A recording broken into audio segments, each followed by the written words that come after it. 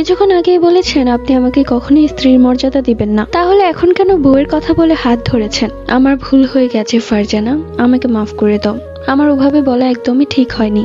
না, এত সহজে আমি আপনাকে মাফ করব না। তাহলে তুমিই বলো কি করলে তুমি আমাকে মাফ করবে? একটা শর্তে, আপনি যদি লামিয়াকে আপনার জীবন থেকে একবারে মুছে ফেলতে পারেন তাহলেই আমি আপনাকে মাফ করব। সেই দিন আপনি আপনার অধিকার পাবেন। লামিয়া আর আমার নেই, বরং ওর তো অনেক আগে থেকে ওর কাজিনের সাথে বিয়ে ঠিক ছিল। যখনই জেনেছে আমি বিয়ে করেছি তখনই ওর কাজিনকে হ্যাঁ বলে দিয়েছে, আর কিছুদিনের মধ্যে ওদের বিয়ে।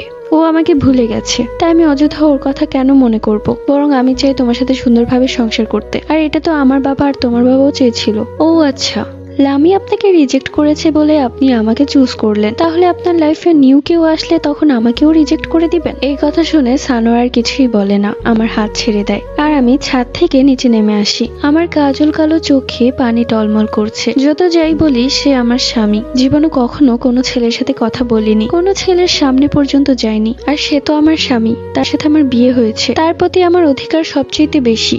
আমি খুব করে চেয়েছিলাম সে আমাকে ভালোবাসুক, কিন্তু সে এখনো লামিয়াকেই ভালোবাসে। তাহলে সবকিছু জেনে বুঝে আমি কি করে তাকে ক্ষমা করে দেই? 2 দিন পর যখন লামিয়া চলে আসবে তখন তো আমাকেও সে ভুলে যাবে, আর তখন আমাকে এর চাইতেও বেশি কষ্ট পেতে হবে। কিছুক্ষণ পর সানোয়ার চলে আসে। আমি খাটে বসে জানালার কিনারায় বসে গল্পের বই পড়ছিলাম। সানোয়ার এসে কিছু না বলে চুপ করে আমার পাশে বসে, আর তখন আমার হাত থেকে গল্পের বই নিয়ে নেয় এবং বলে, আমাকে মাফ করে দাও ফারজানা, আমি জানি আমি তোমাকে অনেক কষ্ট দিয়েছি।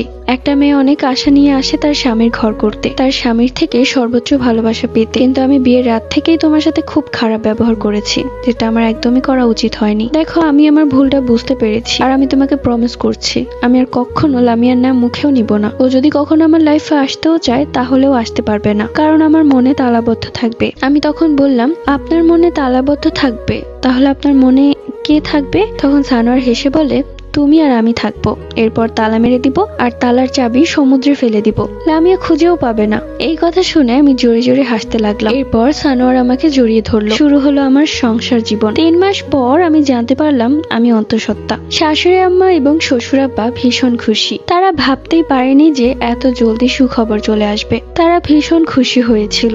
সানোয়ার লামিয়াকে মন থেকেই মুছে ফেলেছিল। সত্যি আমাকে ভালোবেসেছিল, আমাকে পাগলের মতো ভালোবাসতো। বছর ঘুরতেই কোল আলো করে এলো আমার ছোট্ট ছেলে সামির। সে ছিল তার দাদা দাদির চোখের মণি। প্রথমবার ছেলে হওয়াতে আমার শ্বশুর শাশুড়ি ভীষণ খুশি হয়েছিলেন, এবং সানোয়ারও ভীষণ খুশি হয়েছিল, কিন্তু ও খুব করে চাইতো আমার যেন একটা মেয়ে হয়। এভাবেই আমার ছোট্ট ছেলের স্বামী শ্বশুর শাশুড়িকে নিয়ে আমার সুখের সংসার। এবং ফারজানা গল্পটি এখানেই শেষ। কার কার কেমন লেগেছে অবশ্যই কমেন্ট করে জানিয়ে। কিছুক্ষণ